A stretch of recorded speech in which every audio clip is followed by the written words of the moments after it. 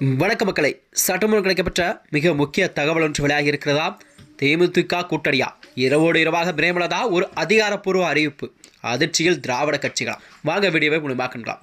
அதாவது தமிழகத்தில் வரக்கூடிய 2026 சட்டமன்ற தேர்தல் ஒட்டிதான் அனைத்து கட்சிகளுமே தங்கள் கூட்டணி தொகுதி பங்கிடன அரசியலில் மும்பாரமாக செயல்பட தொடங்கியதான். அந்த வகையில் தான் இன்று வரை யாருடன் கூட்டணி அறிவிக்கப்படாத சூழல்தான் தேமுதிக, பாமக, ராமதாஸ் போன்ற கட்சிகள் எல்லாம் அரசியலிலே ஒரு புதிய பரபரப்பெல்லாம் கிளப்பிக் கொண்டிருந்தான்.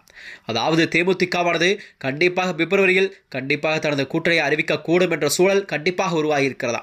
அந்த வகையில்தான் தேர்தல் களம் சுடுபடுத்த நிலையில்தான் தேமுதிக பொதுச்செயலாளர் பிரேமலதா விஜயகாந்த் அவர்கள் சமீபத்தில் நெல்லையில் அதாவது பேச்சு அரசியல் வட்டாரத்தில் ஒரு பெரும் விவாதத்தை கிளப்பியிருக்கிறார்.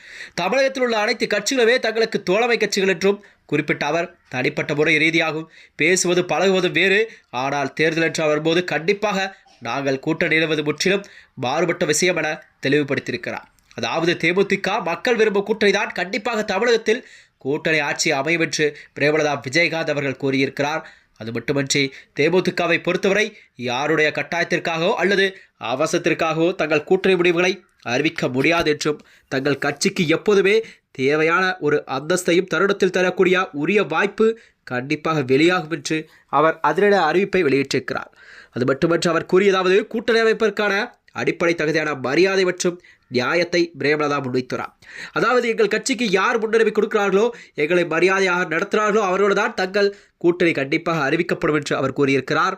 அது மட்டுமின்றி பிரேமலதா எந்த இடத்திலும் தங்களுக்குரிய உரிய கௌரவம் நியாயம் கண்டிப்பாக இடம்பெறும் என்று கூறியிருக்கிறார். அங்குதான் தேமுதிக கைகோர்க்கும் என்பதையும் அவை உறுதிபட கூறியிருக்கிறார். இதன் மூலம் வெறும் எண்ணிக்கையின் அடிப்படை மட்டும் இல்லாமல் கட்சியின் மதிப்பை புரிந்து கொள்ளும் தரப்புடன் தான் தேமுதிக மட்டும் கூட்டணி அமையும் என்ற செய்தியை அவர் வெளிப்படுத்தியிருக்கிறார். தேமுதிக இந்த செய்தியான நிலைப்பாடு என்பது அக்கட்சி தற்போதைக்கு தனது பேரம் பேசும் சக்தியை நிலைநிறுத்தும் என்பதே கூறப்படுகிறதா. இந்த வகையில்தான் பிரேமலதா விஜயகாந்த் அவர்கள் கேட்கும் தொகுதி பங்கீடு என்பது கண்டிப்பாக யார் கொடுக்கிறார்களோ அவர்களோட தான் கூட்டணி என்பதை உறுதிப்படுத்தியிருக்கிறார். அது மட்டுமின்றி அவர் கேட்கும் இரட்டை இலக்க தொகுதிகள் பிளஸ் ஒரு ராஜ்யசபா சீட் கண்டிப்பாக யார் வழங்கக்கூடிய கட்சிகளோ அவர்களோடு தான் கண்டிப்பாக கூட்டணி அமையும் என்று அவர் தெளிவுபடுத்தியிருக்கிறார்.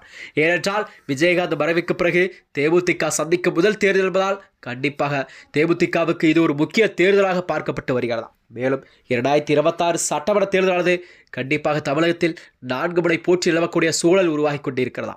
அதாவது திராவிட கட்சியான திமுக மற்றும் அதிமுக மற்றும் புதிதாக ஆரம்பித்துள்ள விஜயின் தமிழக வெற்றி கழகம் பிளஸ் நாம் தமிழர் என 4 முனை தமிழகத்தில் கண்டிப்பாக நிலவக்கூடிய சூழல்தான் 2026 சட்டமன்றத்தில் கண்டிப்பாக எதிர்கொள்ளும் கட்சிகளாக தமிழகத்தில் அமைய பெற்றிருக்கிறதா. மேலும் இது போன்ற வீடியோக்களை தெரிந்து கொள்ள நமது சேனலை மறக்காமல் சப்ஸ்கிரைப் செய்து கொள்ளும். நன்றி, வணக்கம்.